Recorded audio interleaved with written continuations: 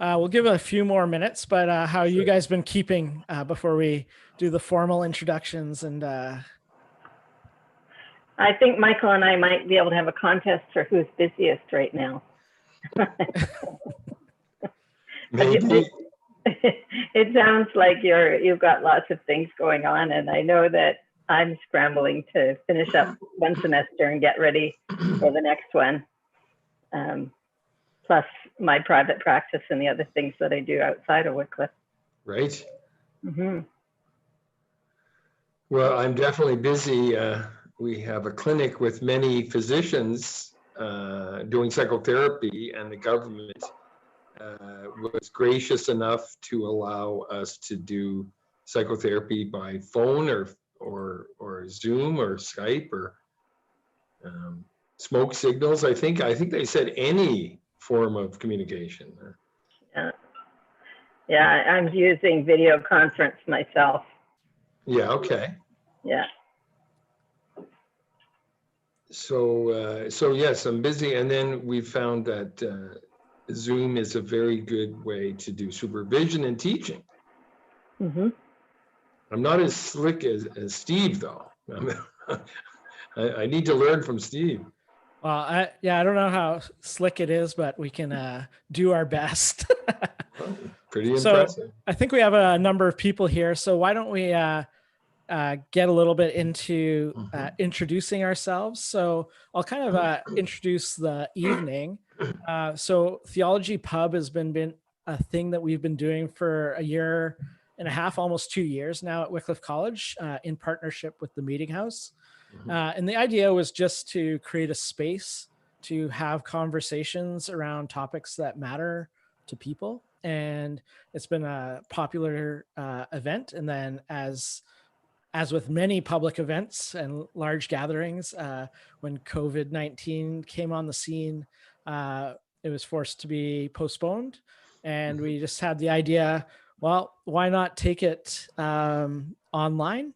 And so we brought our fire here, and the speakers can join us also remotely. And so as we, talk through with people, what's going on during this time, mental health became one of the big issues that kept cropping up. And since I knew two very competent and wise experts, I thought, hey, let's invite Wanda and Michael on just to have a little conversation around mental wellness and how we can cope, with this new reality that we're in.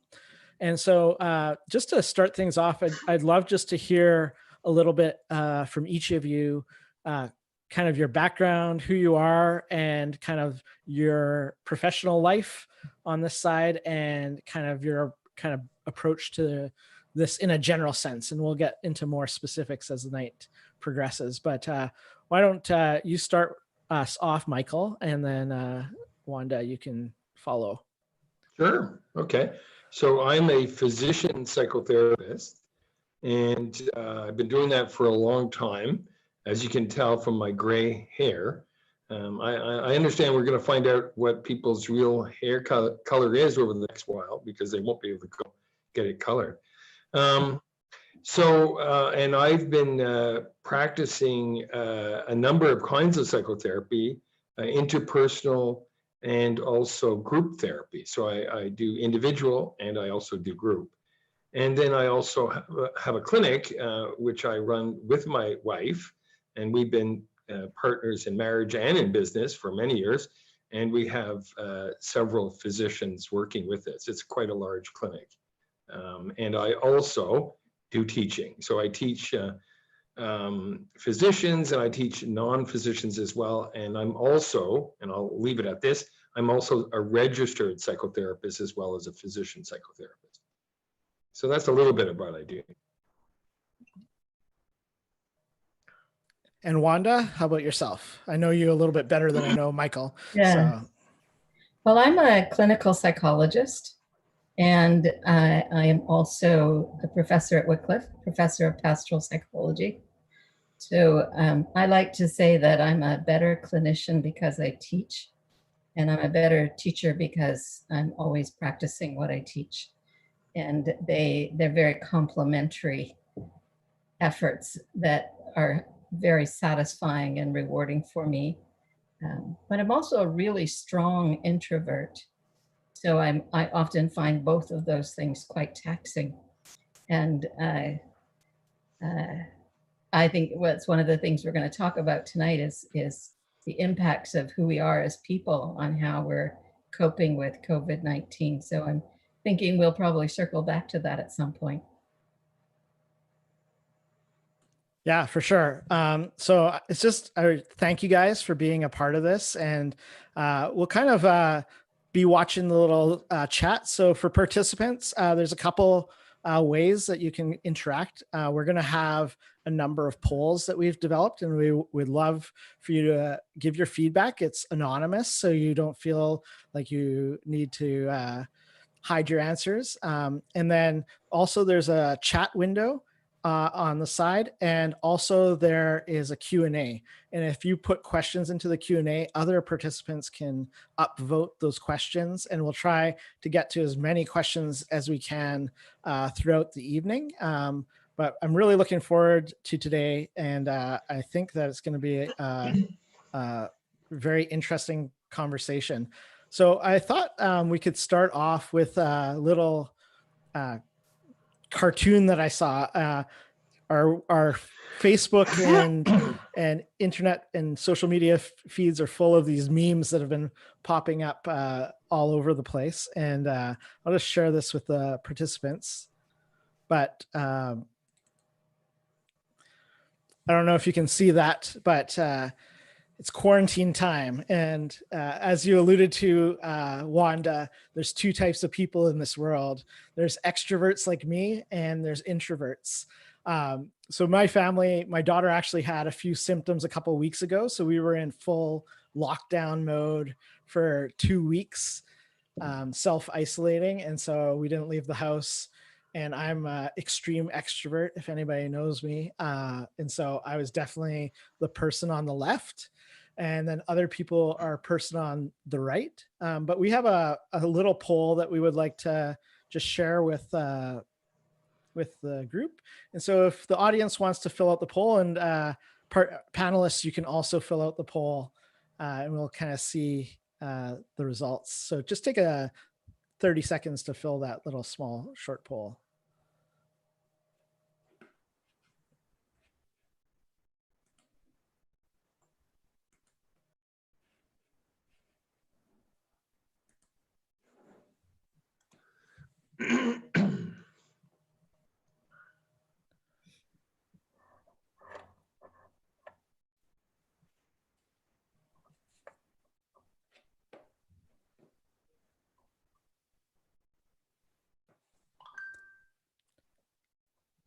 All right, I think we got most of the people voted. I'll give you like 10 more seconds to lock in your answer. It's like a game show. You have a time limit. Okay, so I'm going to end polling. And so we have a mix of people. I'm an introvert, but this is not my happy place. I'm an introvert and living the perfect life. I'm an extrovert, let me out. I'm extrovert living in the perfect situation, not very many. And it's just what it is. Most people are going with the flow. So from your guys' experience, like on this very broad concept of extroversion, introversion, I know that those categories are maybe not completely accurate all the time, but what do you advise, for people who are kind of struggling with this kind of situation that they find themselves in? And that cartoon isn't 100% accurate. Like I've been hearing stories of people, saying that, yeah, even though I'm an introvert, I'm now locked with the people in my house, and it's worse than I could have ever imagined it to be. And so, do you guys have any advice for people, or can you talk into this this very challenging situation, this forced kind of situation? Well, sure. Yeah. So I think that it is a useful generalization, introverts, extroverts, but I think that one of the things that comes up in psychology and human behavior often is the fact that there's so many other factors, you know. So of course, an introvert that would be in a place, maybe their parents' house, and they have to interact with their parents a lot. Well, that would be sort of an extroverted situation in some ways. Of course, parents may not be so difficult at times, but sometimes when you grow up, that's not the place you really want to be. So people would have to make the most of it.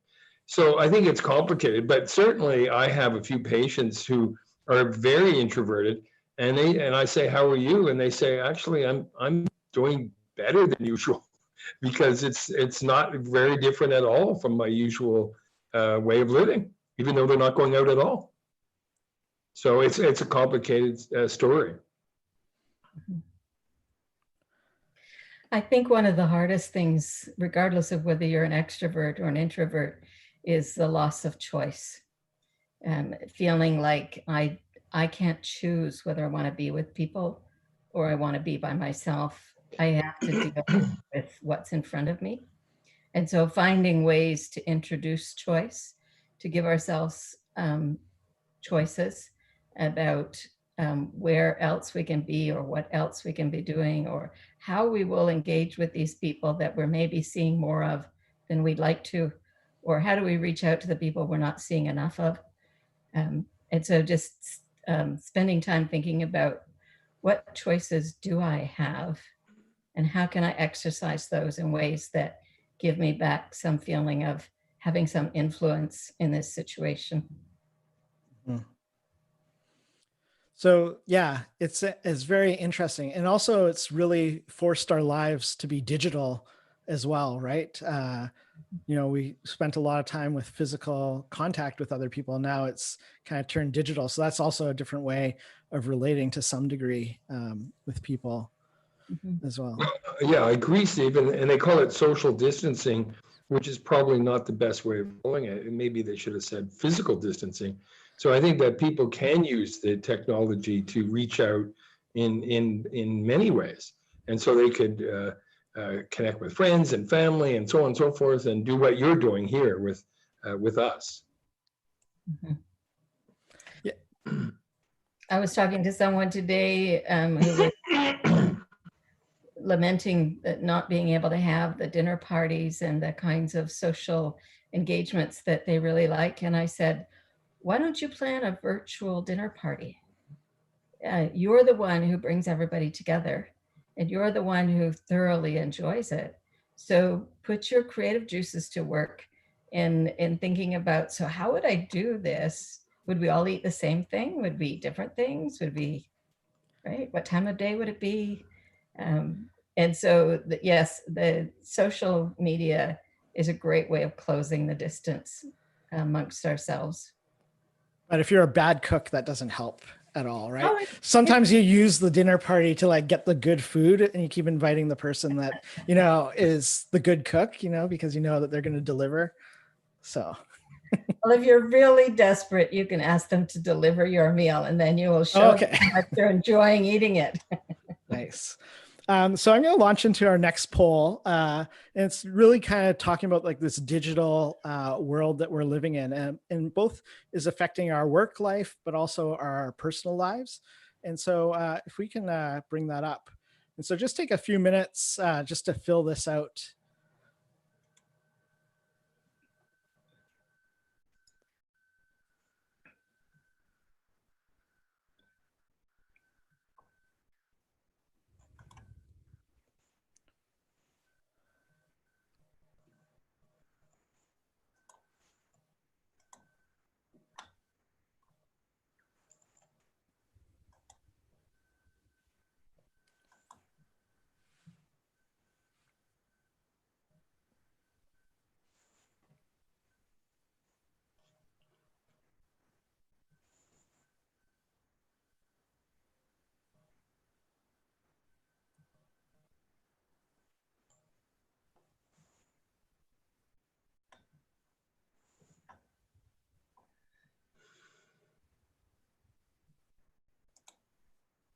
All right, we're about halfway through. So I'll give it another 20 seconds or so if you want to be heard.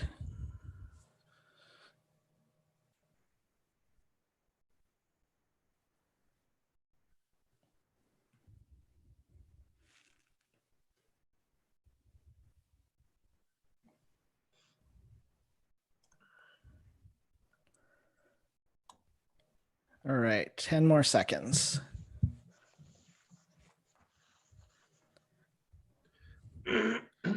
Cool. So everybody can see the results. Yeah,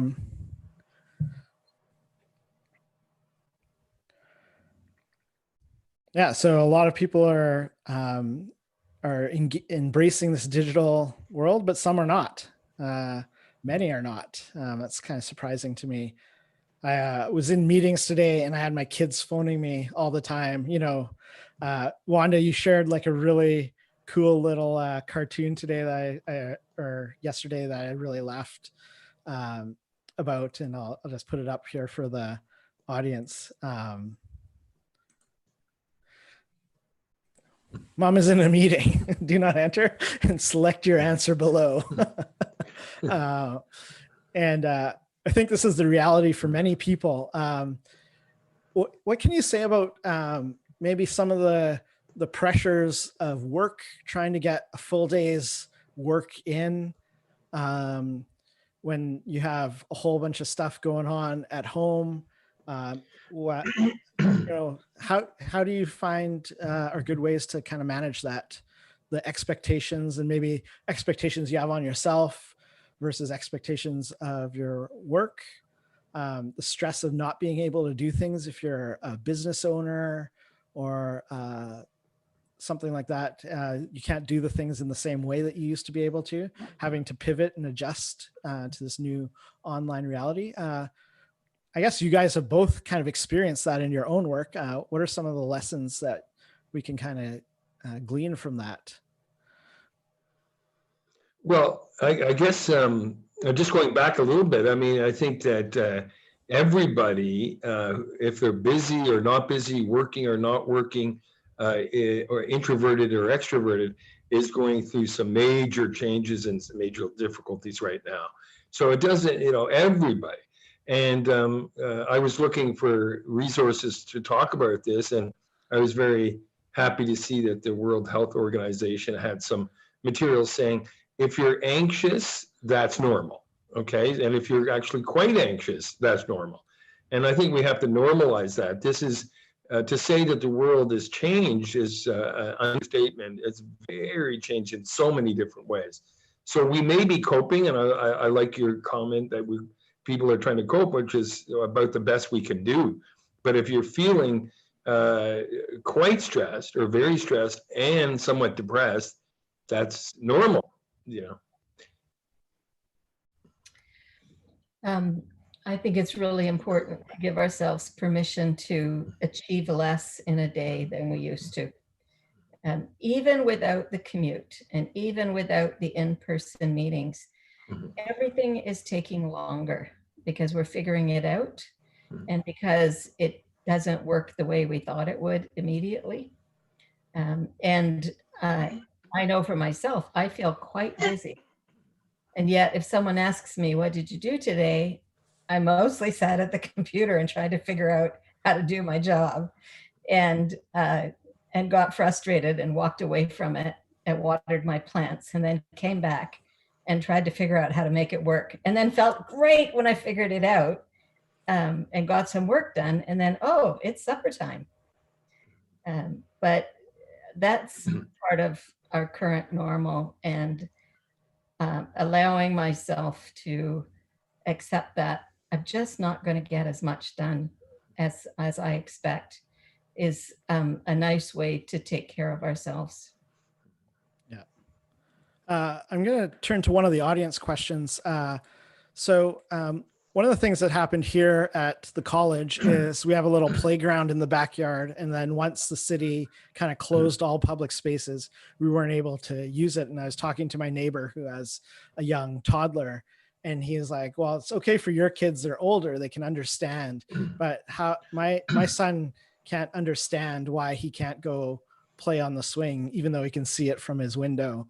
And one of our audience members says that they have an autistic son who's struggling to understand and how to maintain his connections in an already challenging kind of way. Like, how can this person support their son, in processing this? And I know that's challenging, but in many ways, like, how do we kind of transition and help those that are struggling more to kind of along the way of this kind of new reality for the next little while?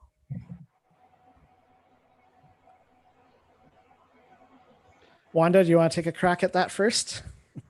Well, I need to do so with considerable humility because I don't work with children professionally. And I can only answer as a mother. And I'm an ordinary mother. I don't have super skills as a mother. So I think that spending a lot of time listening is important, and not telling our children to don't worry. That, we're worried, they're worried. They can tell we're worried, and that worries them. And so spending time saying, yes, it's really confusing right now. It's confusing for me too, but we're going to get through it. We're going to figure it out. And then based on your child's ability and age, helping them find substitutes for the things they used to do. And having faith in them that they will figure it out also. Yeah, like I said, it has to be a really humble answer. What about you, Michael? Well, I really like your answer, and mine is similar. My youngest patients are like 22 years old. So I don't see any even 18-year-olds or adolescents. So I have a similar limitation in the scope of my practice. And this is something we professionals take as very important, to know our limitations. And I'm also a father, but it's a long time ago since my daughter was a little girl. So I don't know, but I like what you're saying, Wanda, which is, don't pretend we're not afraid. And it is confusing, and nobody knows the answers, absolutely. But you can say, I think we're going to get through this, which I do believe, of course. That's very, very good. We also, I put a link to Children's Mental Health Association website, Steve, on one of the handouts I did. Maybe we can provide that to people, because there is a really lovely one about talking to an anxious child. And when I read it over, talking to an anxious child about COVID-19, and when I read it over, I thought, this would be good for any child, because, there's a level of anxiety for all of them. And so that might be a helpful resource.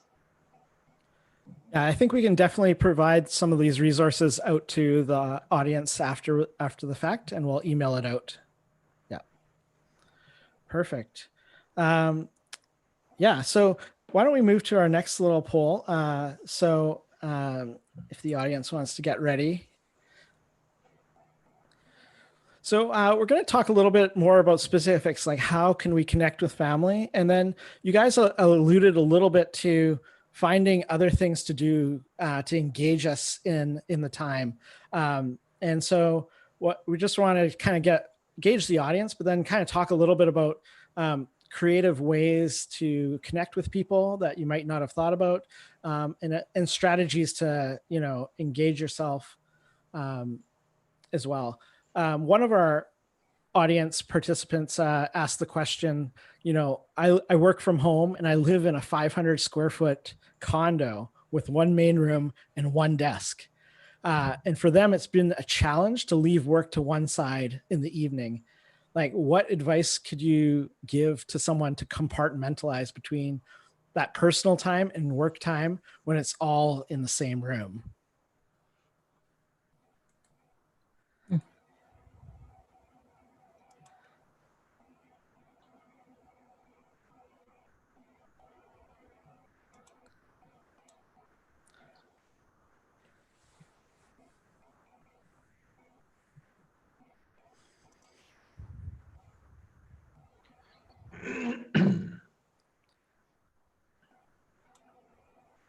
How about you, Michael? Do you have some thoughts around compartmentalizing your life when it's all there?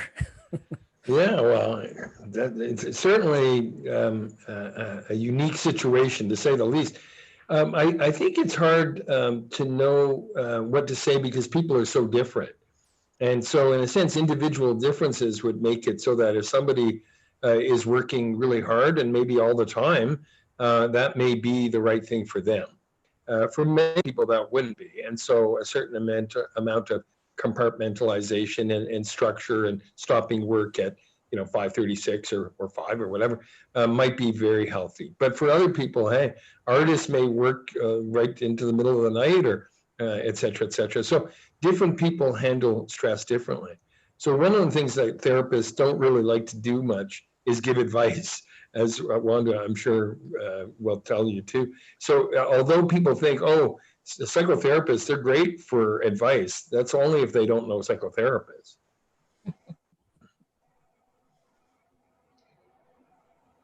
Speaking at a more personal level again, I find it really helpful to put things away. When I've decided that I'm going to finish work, I stack up my books and I go put them to the side. And, like right now, some of the time I'm working on our kitchen table because I like to be up where there's my office in our basement. It's a lovely office. You can see it behind me. And it's a lovely place to be, but sometimes I want to be up where I can look outside and see what's happening. So I'm working at our dining room table. And when I'm done, I pack up my books and I carry them back down to this desk that I'm sitting at.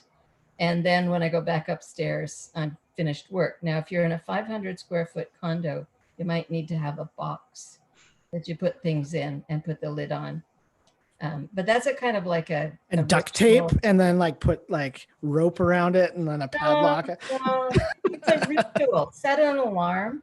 Yeah. That says this is the end of the day, and put your stuff somewhere. That is a ritual that says I'm finished for the day, and now what do I want to do with my free time? Mm-hmm. And find, I'm always looking for ways. I'm doing a lot of crafts right now, because I can still think while I'm doing my crafts, but it's also a change of focus. And it allows me to step away from my work when the day is done. I've compelled my kids to start a rock band with me. So that's one of the things that we've been doing. These are not optional activities at our house. So I don't know how helpful it is for their stress levels, but one of the things that came out in the poll, which I thought was interesting, is so about 90% said people say that they are part of a community which is offering support and encouragement. But there's 10% of people that say, I'm riding in the storm alone and looking for community.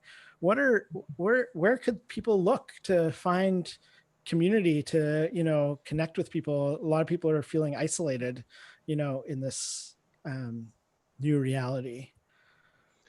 Well, one of the things that is quite true in that whole area of positive psychology is they've done studies which shows that connection of religious people has increased health benefits. And so this is across the board, mental health, physical health, etc. And now this is not related to philosophical or theological realities directly. This is actually just empirical evidence. So it may be related, of course, to the fact that there's God and so on and so forth. But that the research is done from a secular point of view, and it's a statistical correlations and so on. And so I think any reaching out, obviously religious groups and of various sorts would be a good start. I suspect even the atheists could reach out and connect. And I think that if we are on our own looking for community, it's helpful to look for someone else who's looking for community. So even if they aren't people that will be your new best friend, there are lots of seniors who are lonely. There are lots of marginalized people who are lonely. It may not be easy to connect with them, but again, going back to the church, your priest will know who in the parish or who in your congregation is living alone, and they may be able to help connect you with some other people who are alone and looking for company. And then go ahead and suggest your virtual dinner or a cocktail party or a Bible study, or, you know, start something. Don't wait for people to come find you, because if they're busy with their children or their aging parents or something, they may not think about you, unfortunately. Yeah. And I think just for the people in the audience, the participants, like, even if you're not from a church community or a church background, I think you'd find churches more than welcoming. If you're feeling alone, reach out. There'd be very few that would, you know, not want to connect with you or connect you with people in their congregation that are in a similar space. So yeah, this is an opportunity for sure, just to make that connection. So I'm going to move to the next poll. Bring that up.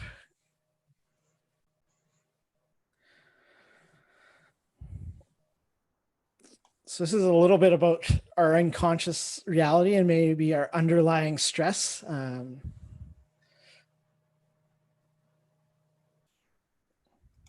So one of my coworkers, Terry, who's running all the technology tonight, is dreaming like crazy and sharing his crazy dreams with us all the time.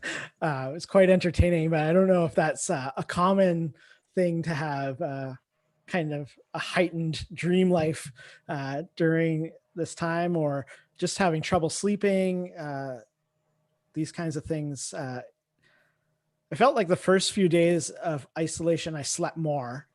So I just had more time to wind down and slow down. And I wasn't in a rush to get to work in the morning. But then after a bit, I started sleeping worse. I don't know what's behind that cycle, but we'll give people a few more seconds to fill out. How about you guys? Have you been sleeping well, or? I've been sleeping remarkably well, which is, you know, sad thing to say for people who are not. But for me, when I go down to Wycliffe, I'm up before the crack of dawn and driving downtown to get ahead of rush hour. And I never sleep well the night before I have to do that, just because my mind is going with all the things I have to have organized to take with me. And now that I don't have that commute and I've got the extra buffer of time in the morning, I'm just more relaxed. And so I'm getting better sleep. That being said, I don't sleep really long ever. So it's a relative thing. So it's kind of mixed results in many ways. Some people are sleeping less, some people are sleeping more, a little bit. Dream life hasn't changed. Some people are having strange dreams, a big proportion. And then just a fun question: are you the hero, the victim, or a spectator? But a lot of people feel like they're the victim. My coworker is always the hero in his dreams. So we could have fun interpreting these dream things, couldn't we, Michael? Yeah, exactly. Yeah. I think we may be feeling like victims in real life, not in the dream. Now, the other thing about sleep is that there is some evidence that sleep activates the immune system. So that's a positive. You know, I think that for me, my sleeping is about the same off and on. Sometimes it's good, sometimes it's not. But now I can take a nap anytime I want.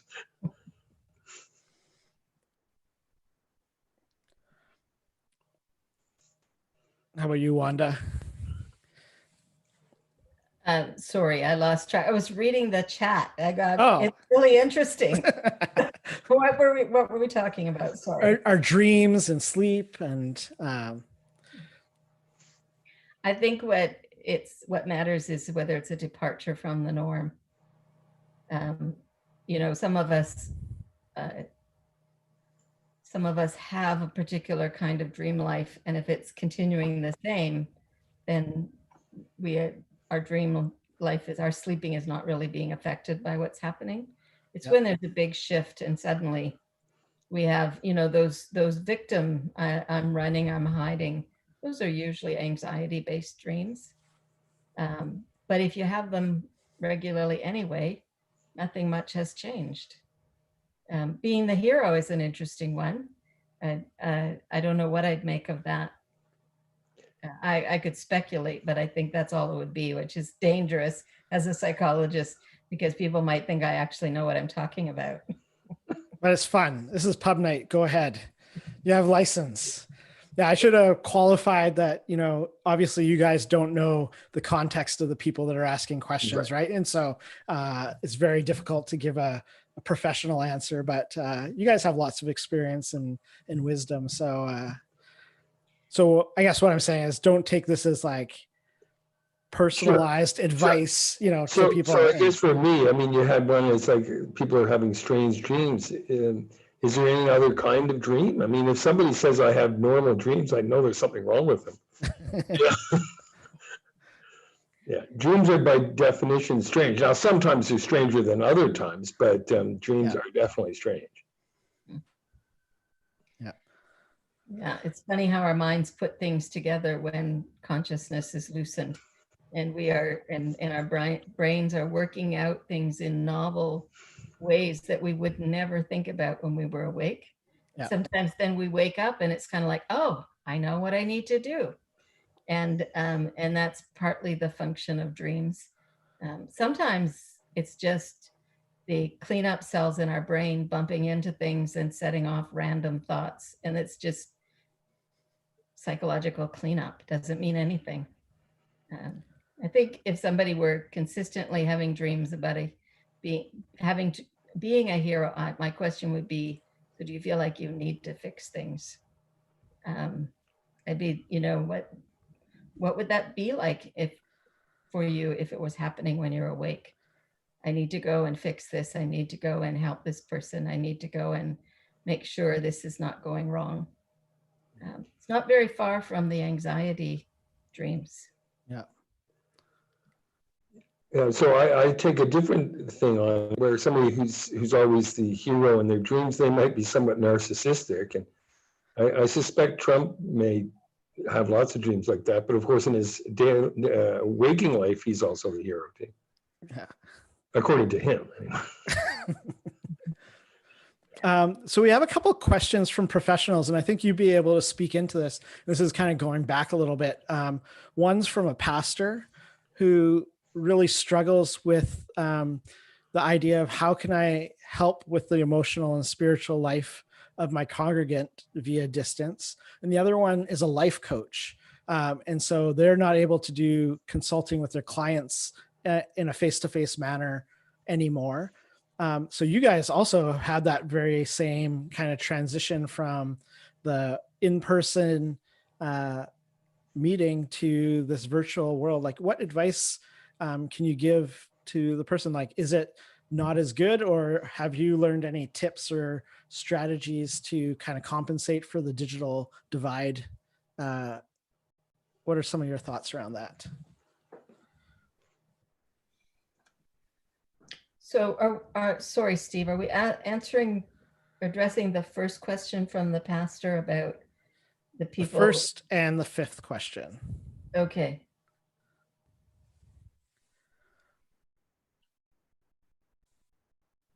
Well, from my experience of doing, now it's only a few weeks now, I've been doing Zoom, and I was doing telephone connections, and I talked to some of my colleagues, and they said, isn't it amazing how much people are complimenting and thanking us for the work we're doing. And it's like, yes, I noticed that too.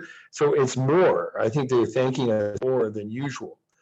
And I think that I'm not sure exactly why, but I think it might relate to the fact that this is a continuation of connections that they've had from before. So it's a reminder of the time before COVID-19, and then of course we do have the group, and we have groups of about 10 people, and it isn't the same, but it's not so bad. I mean, it's obviously people are starting to benefit from it, and I think they're also learning how to use it, and so are we.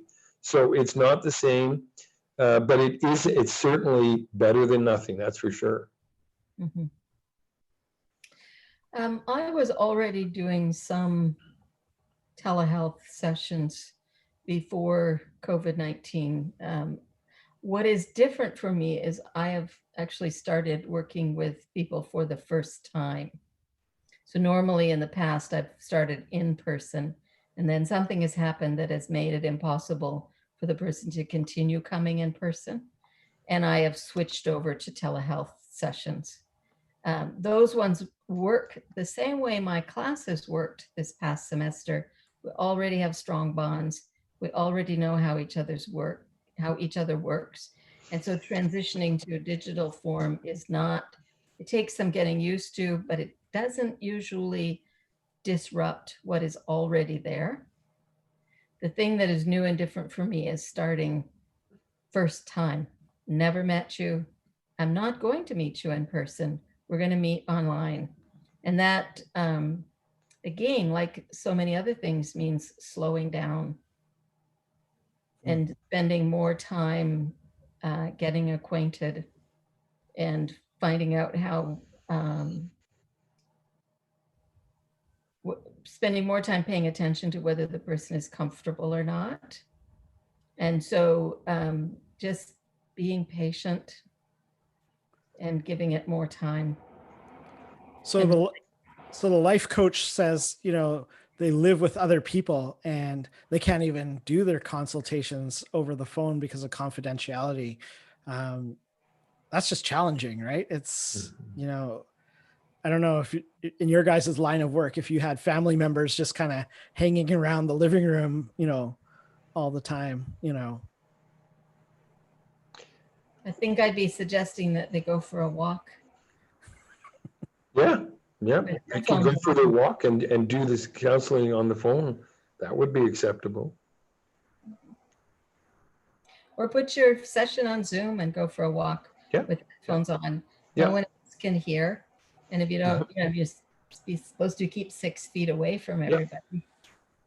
It won't work for everybody, but it's an option. The bathroom is a good place to lock yourself in if you have more than one, so that you're not keeping people out. With the shower running and like music playing, so it's really do what you need to do. Do what you need to do. I like Wanda's suggestions. The other suggestion is, and this is what we're saying to patients, is that some of the platforms we're using aren't secure. Okay, so we're using Zoom, which is supposedly not so secure, and then I'm reassuring them that I think it's going to be okay, but I can't guarantee that. And most people are like, fine. I would say over 90%. So if you could get an agreement that it may not be as confidential, and have maybe make sure that they know that, then I think okay. I think I'd also ask, if I were working with a client who had this issue, I would say to them, are you able to talk to your other family members and ask them to go watch a movie in the bedroom? Or, I mean, there's so many factors. This isn't going to work for everyone, but it's an opportunity to problem solve and to present it and frame it as that, as almost like a therapeutic task. How do you creatively problem solve when the world is not doing what you want it to do? Those are really great suggestions, guys. One of the people asked the question, How do you handle it when colleagues who you rely on for decisions that move you forward are not handling it well and leaving you hanging? They're just frustrated. You talked a little bit about slowing down yourself, your expectations. How about the expectations we have on others? How do you navigate that kind of dynamic, or how would you suggest? Well, for me, we're all working, or at least most of us are working from home. And so I haven't been contacting my colleagues much. Now we do have some supervision on the phone, and I mean on Zoom now. It was phone, now it's Zoom, and so we have that. And then I do actually have some students that they're seeing patients, and then I'm contacting them and reviewing their work and so on. So in terms of actually interacting with colleagues, it's not much. We're all sort of in silos now. Mhm. Mhm. But some people's jobs would highly depend on other people. And so that just makes it challenging and more, maybe exacerbates this feeling of not getting as much done. Okay, sorry, I thought yeah. you meant for us. Okay, Yeah. okay. So yeah, that's a difficult thing. It's difficult to get along with colleagues anyway. They say the most difficult part of work is other people. Of course, other people say that about us too. So it is difficult to get along with people.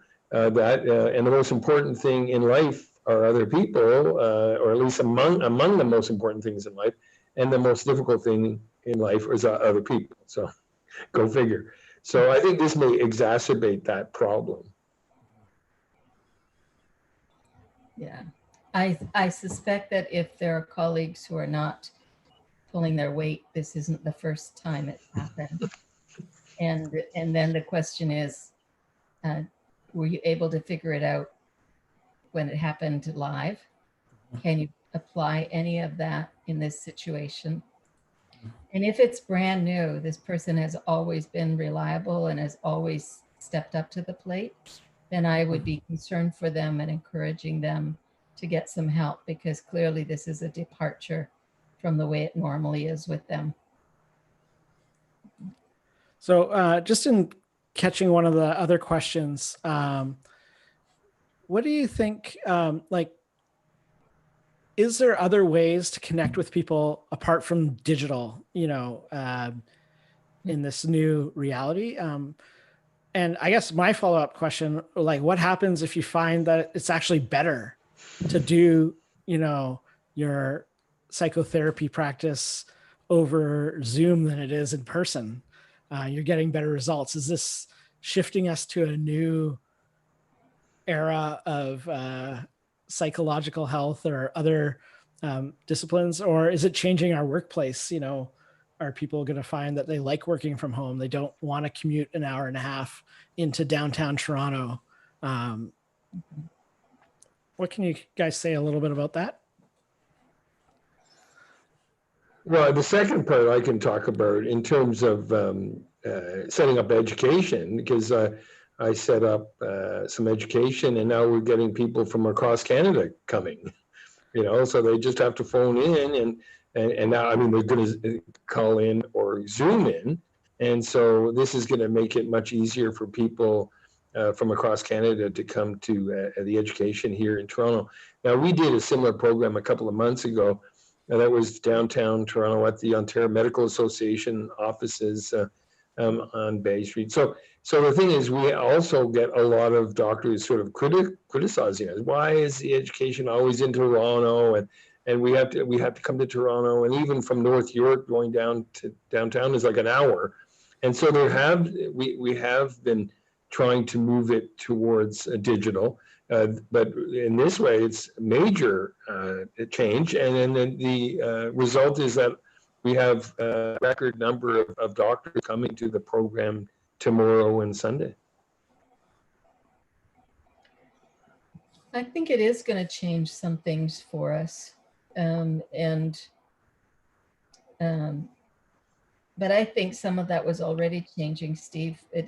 We just think about Wycliffe and the number of students who need distance education and online courses. This may amplify the need and increase people's desire for it. I think it will depend from person to person. I have clients who have driven long distances to come to sessions, and they are so delighted that they can go and sit in their bedroom or in the kitchen if they're wherever they can be by themselves. And it's so lovely for them to say, I don't have to spend 30, 45, 60 minutes driving. I'm just here instantly. This is fantastic. And I imagine that some of them will ask me, can we keep doing this? Really, really like, and if the therapy is working, then yeah, why not, right? But it will be a case by case. Is it going to turn into like ebooks versus paper books? Like some people are going to be purists and be like, no, I only do the human to human real life interaction, and I won't do that digital thing. Well, we're all going to have to sort it out. I would never until now have said that I would see someone for the very first time online. I would have said, if you can't come at least for the first few sessions in person, then I'm not the right person to work with you. I needed that. And I probably still will need that later. But it's going to depend person to person, situation to situation. But yeah, we're going to see some changes. Yeah, we're seeing a lot of those changes here, even at the college, with the education going completely online, all the summer courses going online, and then even looking into the fall and likely having to be online. So definitely changes a lot of pieces. But there are also losses, right? Yeah. We need to be very cognizant of that as well, that there are things you can't have online that you can have in person, and that's the immediacy and the I mean, look at the way we're sitting. We're middle of the chest up, which means that you aren't dealing with a whole person. You're dealing with the part of me you can see. And that's a loss, because the whole person matters. Yeah. That's cool. Why don't we move to our next poll question? So this is kind of relating to community and self-care. And Wanda, this is one of your areas of expertise, I would say, is caring for yourself. And so, yeah, we'll just let the audience fill out this survey. And just so people know, one of the participants put in the chat that they work for a social service agency, and their counselors are using noise machines to create privacy for client meetings. So that's just a suggestion that one of the people in the audience has suggested for people who need a little bit more privacy for some of these meetings. They're a little pricey though. So if you can come up with a fan, like take a clothespin and clothespin a piece of paper so it rattles, and turn the fan on, make your own sound machine, because it actually would be fairly expensive to buy one if you're the client. Yeah. I like the third question in the poll that talks about your pet showing stress. Like the animals must be like wondering what's going on, all of a sudden their house that they owned is now being taken up by these larger animals. So cats in particular, I think, are struggling with this new reality. Okay, so I'm going to end the poll here, and I'm going to share the results. So am I isolating with? No one. So 20% of the people by themselves, a roommate, family, half of the people with their family, some with their extended family, like their parents, brother and sister, I guess, nuclear family. Are you having to cope with people's stress beside your own? So 72% of people say that they have to cope with other people's stress. Wanda, like, I know you do a lot of work around the idea of self-care, especially in ministry, but I think a lot of it is practical for everybody. How can you speak into this situation, like now that you're having to care and deal with other people's stress and anxiety? How do you take care of yourself in the midst of this? How do you kind of keep it together? Mm-hmm. Well, it's interesting because the very same people whose stress we're having to cope with are the people who are providing us with company and interaction. So we don't want to alienate them, right? Mm-hmm. And somehow find a way to engage with them around solving a problem together. And it always helps to start from the perspective of, we have a problem I'd like to solve with you, rather than you're the problem and you need to fix it. Because if the person I'm supporting is stressed, I may be one of the things that is stressing them. So I may not be, I can't assume that I'm independent of their stress and I have nothing to do with helping them manage it. So being very mindful of the relationship and remembering we need each other. So we need to do this well. And it does help to say, let's solve this together. And then making sure that you have to the best of your ability, a way of stepping away from it when you need a break. One of the things that I learned how to do in my family, because I'm a strong introvert, is I learned to say, I need to step away so that I can come back. That was very different than saying, I need to be by myself. I have to get out of here. I can't, I need some space and privacy. I did need space and privacy because we had at one point 6 people in a 3-bedroom house, and they were all young adults or adults. And it was like packed in there. But it was better to say, I need to step away so that I can come back. And then it was easy for people to give me the space that I needed. Well, I really like that, Wanda, because one concept of an introvert is not somebody who wants to be alone necessarily, but is somebody who recharges their batteries when they're alone. And then extrovert is somebody who recharges their batteries when they're with other people. So I think that's a really good way of looking at it, because some people who are introverts you might not know, because they can actually turn it on and they can be very active interpersonally, but they need to recharge their batteries by being alone. Yeah, there are introverts who are very friendly, outgoing people. And they are friendly and outgoing because they've learned how to step away so that they can re-engage. And there are extroverts who actually may not be as good at interpersonal engagement as somebody who's had to learn how to pace themselves. And and there are extroverts who do it just fine. And that's why sometimes dividing the world into extroverts and introverts isn't actually as helpful as we might think it would be. And Wanda, you talked a little bit about physical distancing. What about like emotional distancing or expectations or something like, are there any other strategies that people can employ when dealing interpersonally to just kind of disengage a little bit if there's stress and it's causing you stress? Yeah, actually, I wasn't talking about physically, although I understand how it sounded like that. Yeah. I can disappear into a book and I can be sitting right there in the room with you and I'm gone. Okay. I'm in the book, right? I can engage in some of my crafts and I forget to listen. I'm in my craft, right? That's part of being an introvert. I could just kind of leave in plain sight.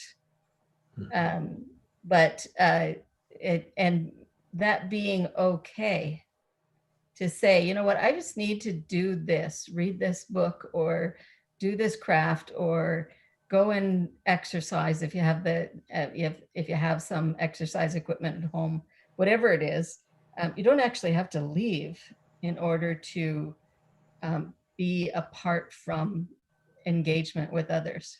Mhm. How about you, Michael? Is there any strategies that we can, like, I like your yearly newsletter that you send out to everybody, all your friends. I hope that I'm included in your friend list, but I get your email about going home to visit family for the holidays and, Right. ways that you can, like, help Yeah. with the stress that can. Sure. Yeah.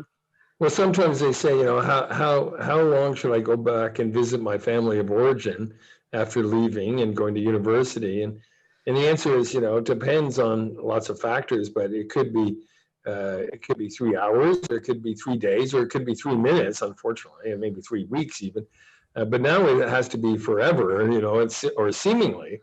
So I really like what Wanda is saying, which is to really try to be mindful of, we're all in this together and we have to try to get along as best we can. Now, sometimes being more overt in terms of developing sort of boundaries and talking about it and negotiating boundaries. So I think that we may have to do that more, because we don't get to sort of do our own thing. We may have to negotiate the space much more than we usually do. Yeah, I love that word, negotiating, because that really means that you're involved in that conversation with the person and having that open communication of, where the stress is. And like you said, Wanda, how like we're in it together and we need to solve the problem, together if there is a problem, or even if it's not solvable, that we can walk together, in trying to figure that out. You shared another interesting, Wanda was like full of good little memes and cartoons that she sent me the other day. And I'll just share one that I thought was pretty funny. So it's a Darth Vader meme. And so in this new COVID-19 reality, we need to be like Darth Vader, wear a mask, don't visit our sons and our daughters, socially and emotionally distance ourselves, and just follow the rules. Is there something, like, I just bring this up, is there something that is dehumanizing about this reality that we're in, that we aren't able to fully express or does it just feel that way? Is that just our perspective or the stress of it? Do you kind of understand what I'm trying to say? Like, is there, have we lost something in this, or can we compensate for that in other ways? Well, I mean, I've been trained in interpersonal therapy, also called IPT, and one of the major ways they talk about helping people with depression, major depressive disorder, or other variations of depression, is to teach them about human beings as social animals, and really encourage people to connect more with others. Connect with groups of people, maybe join a church or a synagogue or other community groups, and reconnect with family members, et cetera, et cetera. So this is, from research, this has been found to be one of the things that helps people come out of major depressive disorder. And often one of the symptoms of depressive disorder is isolation, social isolation, and the difficulty of connecting with other people, and people who are depressed don't want to. Now, of course, you have to give them some time to reconnect and so on. But now we have to tell people the opposite. It's like, don't go out, don't get together. And so, yes, there's been a kind of, the world is upside down now. And so, of course, we can use the technologies and say, well, yeah, I think you should still connect, but it can't be in person. Yeah, I think Darth Vader is an example of how we should not be. And so let's take it tongue in cheek. It's like, okay, it may be the only time that we look at him and say, hey, he got it figured out. All right, I'm going to go into the last section of our poll, and this will bring out a lot of kind of, I guess, more raw issues. And there's a number of questions in our Q&A queue to deal with. But this is more dealing with kind of the specifics of the stress that we're feeling right now, and where we're kind of feeling mental health wise. And yeah, so we'll just give the audience a couple minutes just to fill that out. Yeah, I wasn't suggesting that we should be like Darth Vader, but it kind of feels like that's what we're being asked to do in many ways. Yeah.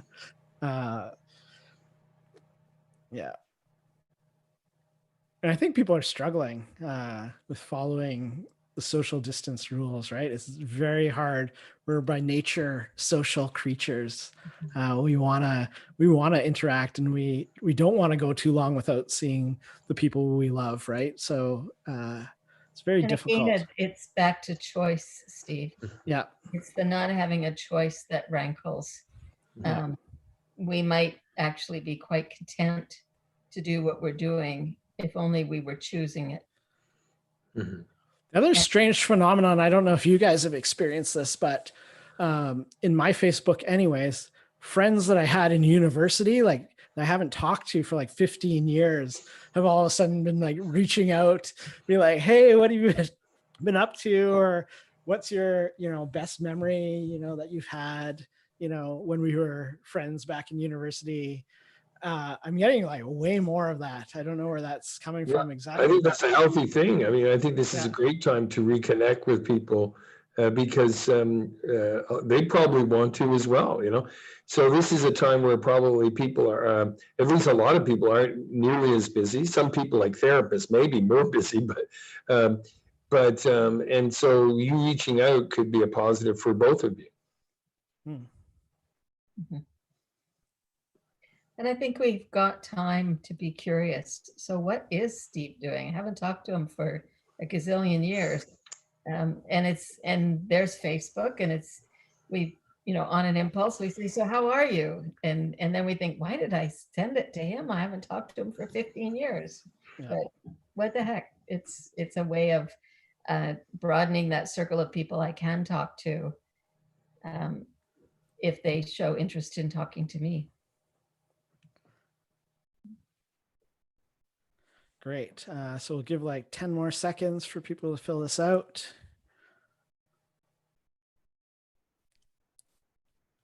All right. So I'm going to end it.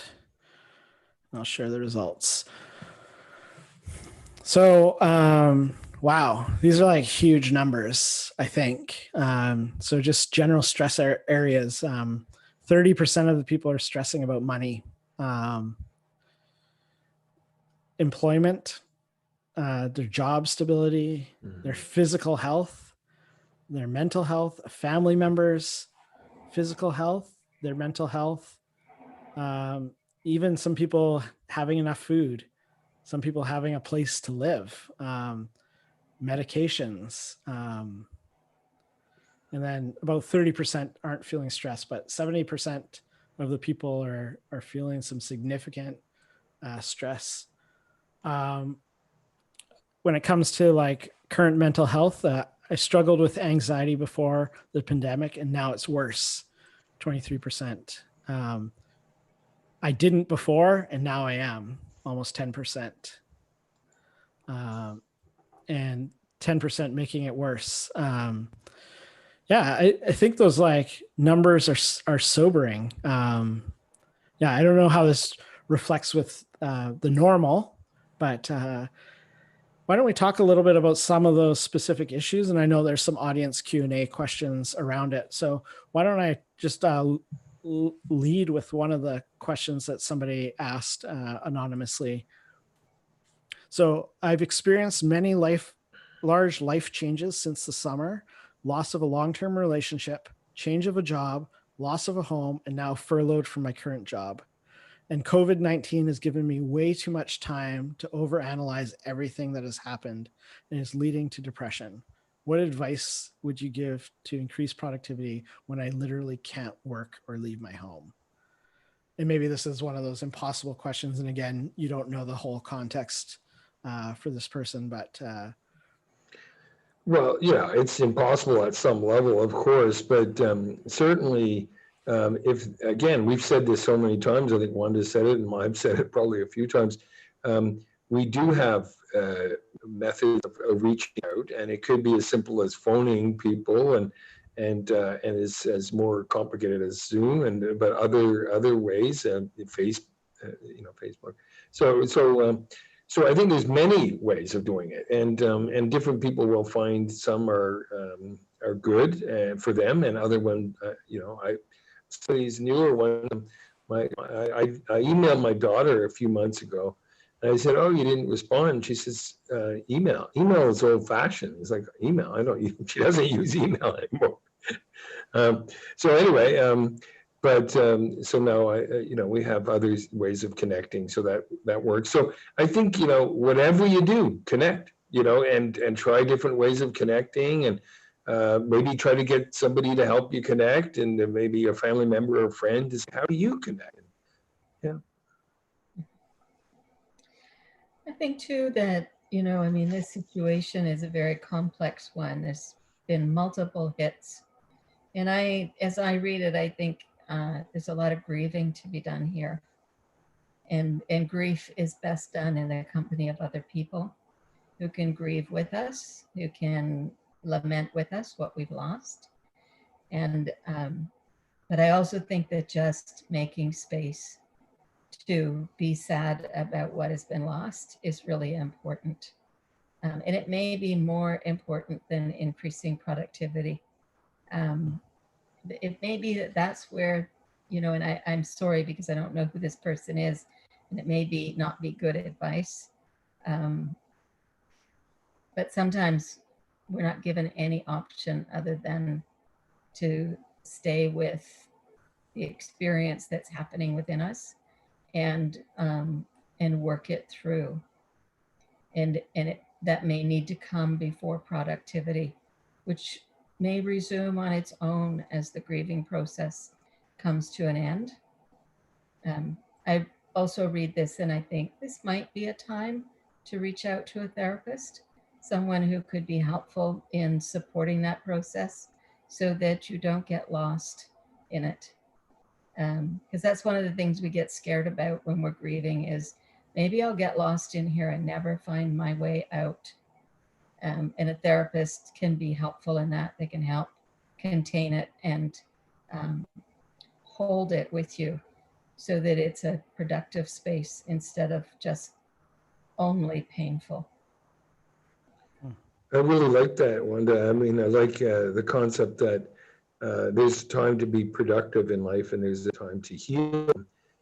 We often call it in medicine the illness role. That sometimes the illness role is actually the right role to take, and to find a place and a time and a person to help you heal. And I know that there's a lot of therapists available. Some are registered psychotherapists, and they're actually offering, at least to some people in the public, free therapy. And then there's physicians, and even my colleagues and I, and the Ontario Medical Association has therapists that are paid by OHIP, so that people can find that. Now, are there? Is everybody going to find somebody? Probably not, but there are availability of psychotherapy. So I would agree with Wanda on that too. Mm-hmm.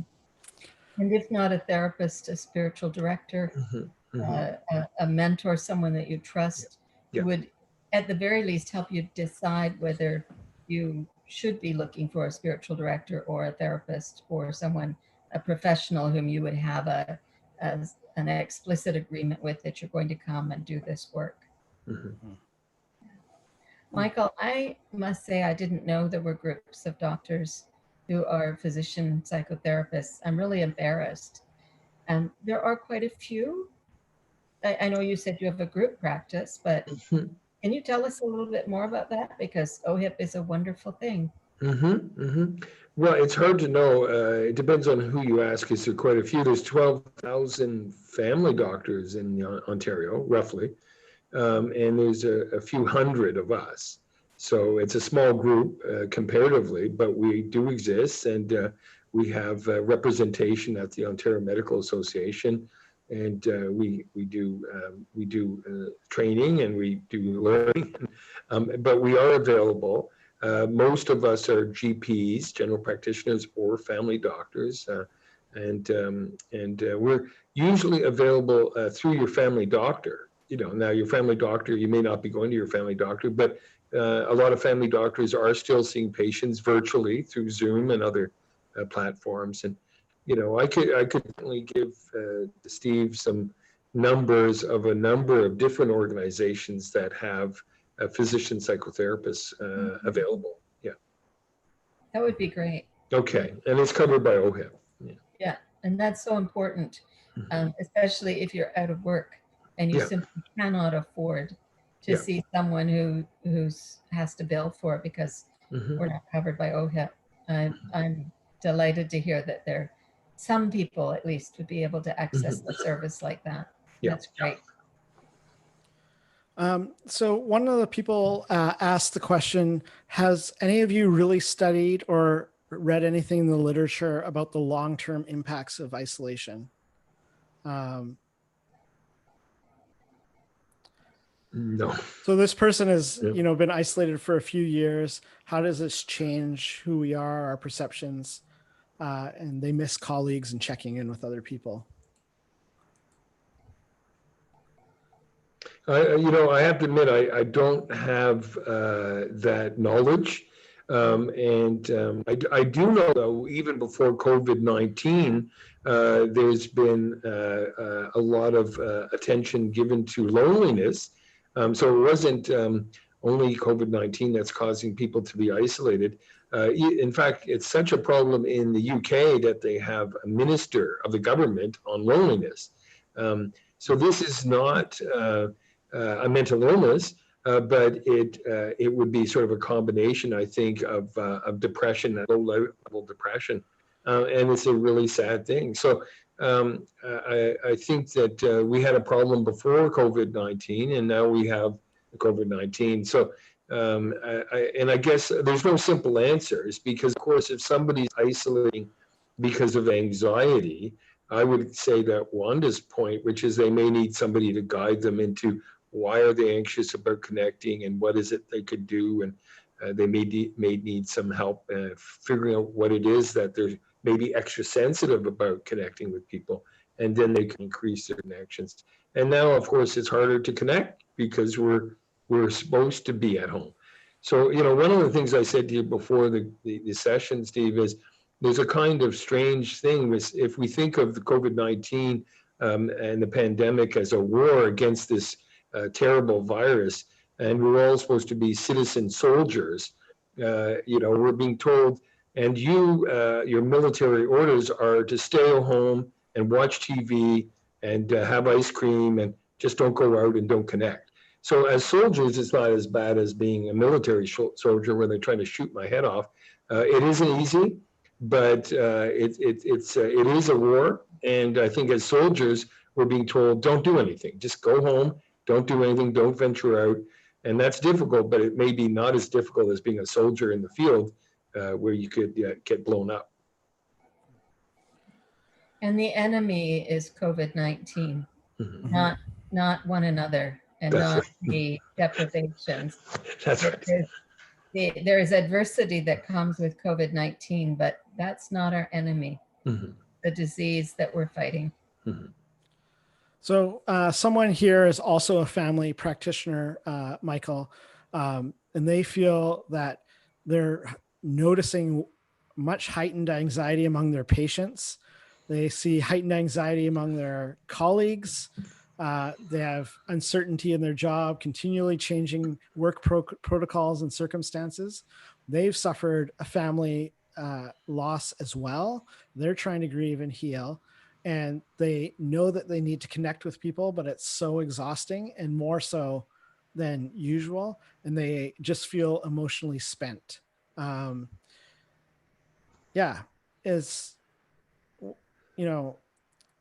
What advice, Wanda and Michael, Well, for physicians, the physicians are lucky in the sense that we have at the Ontario Medical Association a program called the Physician Health Program.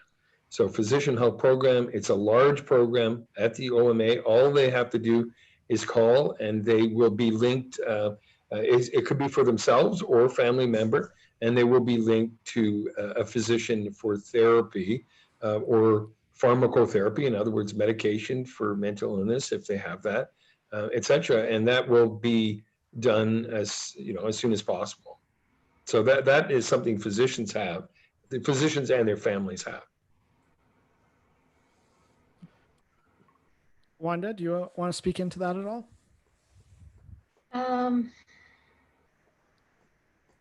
Well, I think there's two issues here in what this person is saying. I've lost it now. I had it on the chat feed. I dismissed it. Sorry, my bad.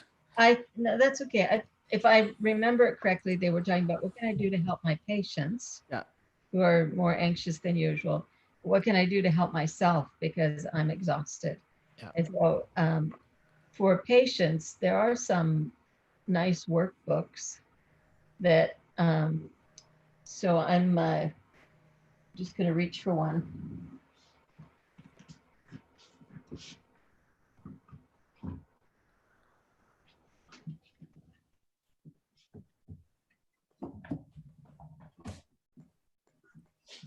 This is the advantage of being in my office. So there's the Mindful Way Workbook, which is an 8-week workbook, which, in a time, if you're underemployed or unemployed and you have time on your hands, it can be a helpful. It isn't going to replace therapy, but it's something that can be offered to clients as a way of supporting themselves. And then this one is a lovely one, the Mindful Self-Compassion Workbook. And I'm sure that, there are other kinds of books out there. But the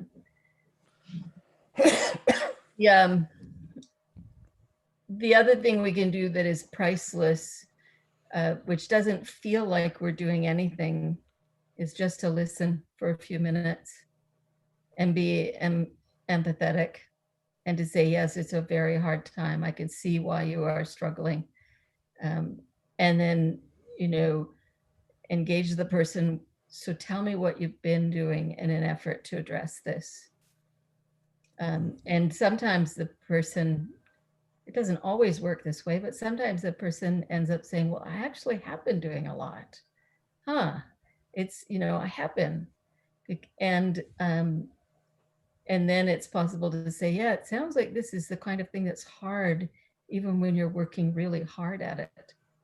And maybe I can just encourage you to keep up the hard work. And that's that sounds lame when I say it here out of context. Yeah.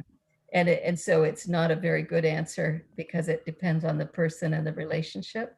But I'm trying to give an example of, just listening non-judgmentally and supportively.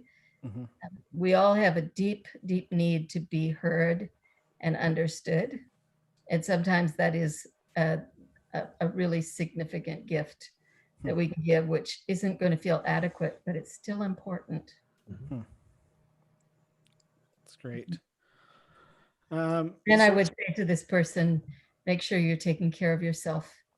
Do what you need to do to take care of yourself. You sound tired and you sound stretched, and maybe it's time to step back a little bit and take care of yourself. That step away so you can come back again. That's great. Here's a question. This is pretty, also, again, not knowing the exact context, it might be challenging to answer, but so my spouse recently admitted to struggling with addiction, and we have been emotionally distanced leading into the lockdown. We've been struggling to emotionally connect and work through this during the crisis. What tools might we use to redevelop intimacy and connection in the midst of this time where we are locked in with only our children?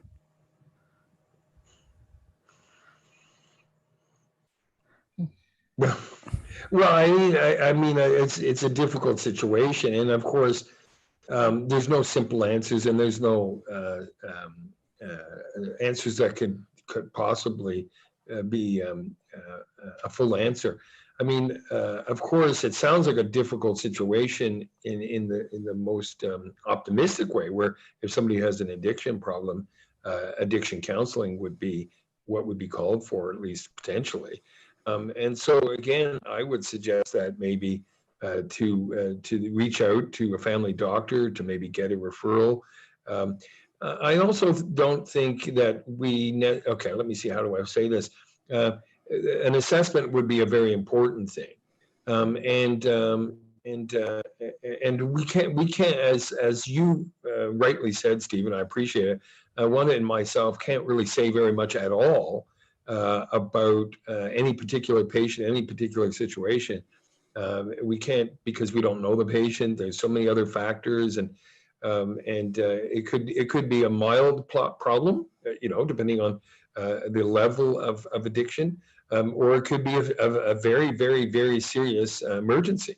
So we don't have enough data to really say much.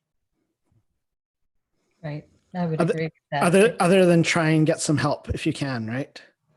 Yeah. Yeah. And spend time paying attention to what's still good about the relationship, finding reasons to work together on this problem, and get out of the blame game. Don't waste time figuring out who you're going to blame for this. It's a problem. Let's solve it. Let's work together. It's kind of circling back on that other advice that you had early on, that let's walk together, but not alone, maybe with some help. Absolutely. It's that walking together is easier when there are other people to support us in the journey. There's some questions surrounding social media and the shaming of others who are not, maybe following physical distancing, rules.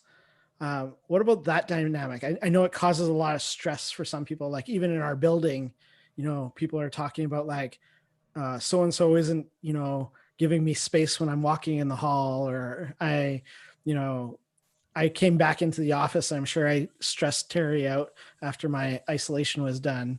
And so how do we kind of navigate, we're in this together, but everybody needs to follow the rules and some people don't want to follow the rules. What are the boundaries around that? And how do we kind of manage the stress of other people's actions and our own and navigating those relationships? I think there's another layer on top of it, Steve, and that is when we put stuff on Facebook, we need to remember we're talking to real people who have feelings, and we can hurt their feelings, and we can alienate them. So let's talk to each other the way we would want to be spoken to ourselves, and be mindful that whoever it is you're talking about, in some effect, could be standing right next to you. Would you say it to their face if they were physically there? I get on a bit of a soapbox about this because we seem to lose our filters and our social graces sometimes online on social media. And I just wish we could remember that we're still talking to real people. Yeah, and maybe in a similar vein is, it's not the individual's responsibility to set the orders of society. So if you do feel somebody is breaking the rules, you should call the authorities. You shouldn't necessarily be a vigilante and start to break up, gatherings of maybe a family who may be getting close to each other. So. As a therapist, I often teach my students and colleagues that we're not police, and we're not moralists, and we're not parents. So we have a unique place, which is different from all of those things are good, but we're not. That's not what our role is.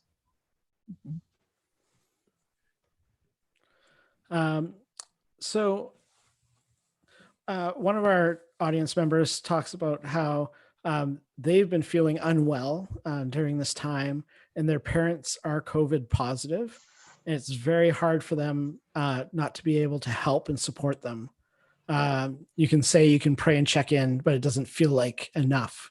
How do you deal with this fear of being alone, and also maybe this helplessness of not being able to help your parents in this situation?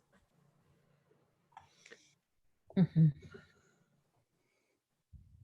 Well, are they living together? No. No. No. Good. Good. I mean, I guess this whole situation is extremely difficult for so many people, because we have to do the opposite of what we usually do, which is get in there and help somebody physically. And this would be what would bring down society. So one of the things they're saying is we have to do the social distancing, as they call it, to get beyond the spike. And this is very different from what our usual instinct or learning is to get in there and help. And but that's what you can't do. And so of course there's no easy answer about how to tell somebody, but it's not their fault. It's the way the experts are telling us we have to do what we have to do to get over this.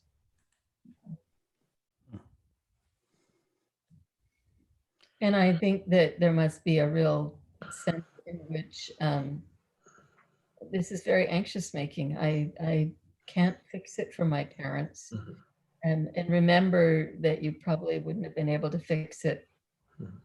by being physically present either. There, there are little touches we can do. You can send them Mhm. funny cartoons in emails or in the mail. Mhm. I do have to, this is an opportune time to tell a funny story. My mother-in-law is in a nursing home, and she's not far from us, and she does some crafts, some crocheting, and her glue gun broke, and she asked, could we get her a replacement? And so my husband called the nursing home and said, are you taking deliveries? Can we deliver one? And they said yes. And by the time he got it there, they said, no, we're not taking it anymore. And he said, well, do they take mail? And they said, oh yeah, we're still delivering mail. So my husband went across the street to the post office and put the glue gun in the mail. Yeah. It went to downtown Toronto, to the main postal office, back up to Brampton. But his mother got her glue gun, and just going to all that trouble, I trust that she feels very loved. That, and because it's also a very funny story that we're now sharing in the family. And how crazy is that? To get a glue gun from across, and he stood outside the window up to the second floor talking to her on the phone, explaining why he wasn't able to leave the glue gun for her. Hilarious. I would have tried to throw Good it for you. into the window. If it was only the second floor, it might have been doable. So Her window doesn't open. oh, then it's not doable. That would have been a disaster. But she has her glue gun. Good. Good for you. Good for you. Somebody did ask the question, what is the superior craft for this time of the virus, knitting or crocheting? Wanda, as an expert crafter. Yeah. No, it's like knitting, crocheting. Yeah, no, they don't work for me. But I would say whatever brings you joy at whatever level of challenge you need today. So try something today and do something different tomorrow. And when you settle on something that's satisfying, keep doing it. Mhm. Somebody asked a question. They're a pastor in a church, and they have somebody in their congregation that lost somebody to COVID-19, and they feel like they can't help their congregation grieve well through this. Do you guys have any advice of how to facilitate corporate grief when we're all isolated in the way we are? Mhm. You can still have a memorial service. You could do it online. Remind each other why you're missing this person. Mhm. Share stories, laugh together, cry together, and make promises to each other about how you'll do it in person as soon as you can, to have an official ceremony, a memorial service. But this is where technology is a lovely thing. You could still get together. Well, it's a great answer, Wanda. It sounds like we come back to Zoom or something like Zoom. It can be adapted for so many different things, and it may take a bit of effort to do that. And I like your second part too, which is to promise that sometime in the future that it would be done in person. Mm-hmm. That's very cool. Yeah, and I mean, even if you put a tentative date in your planner today and know that you may have to move it out again, but that you're making a commitment to be together in person to do this again. So another question. So we'll maybe answer one or two more questions. I know we could probably go all night just talking about it because it's a big topic. But somebody, and this actually reminded me of another meme. I didn't clip the picture for it, but basically, as a mom, I feel the hardest part is managing the mental health temperature of the house, kids, husband, and myself. I'm juggling work, homeschool, managing the household, but I think the emotional weight of making sure everyone is okay is the hardest part. And there's this meme that was going around today. There was a sign on somebody's door, and it was like, I can't remember exactly what it said, but it's like, Brenda, there's no award for Mom of the Year during the coronavirus, pandemic, kind of thing, where just like saying just to take a step back and don't feel like you have to accomplish anything. What advice would you guys kind of have for this mom who feels like the whole weight of everything is on them? The kids' schooling, their work, their household responsibilities, plus making everybody sure everybody's emotional health is in check at home. Well, I guess one of the things is there's a concept from psychotherapy that might help, and it was developed by Winnicott, and who's a famous psychoanalyst. And he talked about the good enough mother, the good enough mother. So one of the things about lots of people, maybe especially mothers, they're perfectionistic in the sense that they want to be perfect mothers. I don't think fathers have that same problem.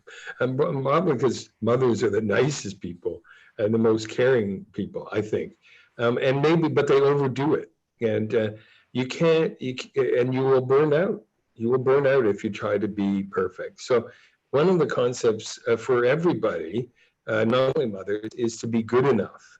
To be a good enough mother. That's hard, to be a good enough mother. It's hard to be a good enough father. It's hard to be a good enough pastor. It's hard to be a good enough doctor. And leave it at that, and recognize that we all, not all of us, some people don't have this problem. They want to be maybe perfect, and that could cause problems for themselves. They can burn out. We know a lot of burnout in medicine. I mean, it could even be a problem for the kids. If mom's perfect, that may not be the best role model, because then maybe the kids feel they have to be perfect to measure up to mom. Yeah, it's always good to have faith and confidence in the people we live with, that they'll let us know if they need help. And one of the things that some families use, again, I'm not speaking as a professional now, it's more like pulling out ideas that other people have told me that I thought, oh, that's a really neat thing. Sometimes it helps to print out a sheet of emoticons, depending on the age of your children, and do double copies and glue them onto popsicle sticks, stick them in a jar, and just check with people and say, you know what, you can let me know how you're feeling just with an emoticon. I mean, stick it in your pocket, or your shirt pocket, or make pins that you can pin to your sweater, and tell me how you're doing without having to say anything. If it's a big smiley face, I'll know you're just fine. If you're, if it's a sad face, if it's an angry face, And then, I can ask you, is there anything I could do to help? But finding creative, fun ways of helping people to communicate and take each other seriously, but not too seriously. Keep a sense of humor in it as well, and trust each other. We can tell each other how we're feeling, and then I can ask if there's anything I can do to help. Great. So our last question is, and then we'll just it's a pretty serious one to end on, but so earlier we talked about introverts and extroverts. What could you recommend to a depressed introvert who's dealing badly with isolation and being cut off, but who only has a few people that they can share with, and to combat feelings of being clingy or needy when they do reach out? How would you start off with that kind of very challenging and complex, situation? Well, for me, when I get to get to know a patient, it may take a long time just to get a sense of what the issues are. So it may take several hours of 1 hour sessions, and so here I don't get to even meet the patient and talk to them, and so because this person may be excessively clingy, and the thing is that could cause problems. And so we can't be naive and think, okay, well, they shouldn't worry about being clingy, because if somebody is too clingy, they may actually cause problems with the friends that they do have. So it's realistic sometimes to know that maybe this person is being a little bit too clingy, maybe not. Maybe they just think they're being clingy and they're not. So we have to get a sense of that. But of course, I mean, I could repeat what we said before, which is, of course, if they could reach out to other organizations. One of the things about an organization like a church is that you can get a kind of connection without putting too much pressure on one individual. It's more the process, it's the community, even if it's by virtual connection. And then, of course, mental health workers, that would be, that's what they're paid to do, is they're paid to have people that are somewhat dependent on them at some level. Of course, we don't want it to go too far. Yeah, and I think to your point, Michael, the first thing is to figure out, is this person being clingy? So if I'm the one who's a friend and I'm feeling like the other person is being clingy, that's one situation. If I'm the person, him or herself, and I'm worried that I'm being too clingy, that's a different thing. And if I'm worried about being too clingy, I'm worried about being too needy, I can talk to a trusted mentor. I can talk to a therapist. I can begin to check on that and see, is it true? And if it is, what do I do about it? And if it isn't, why am I afraid about that? Why am I worried about that? But it's a different problem depending on whose shoes you're in. Great.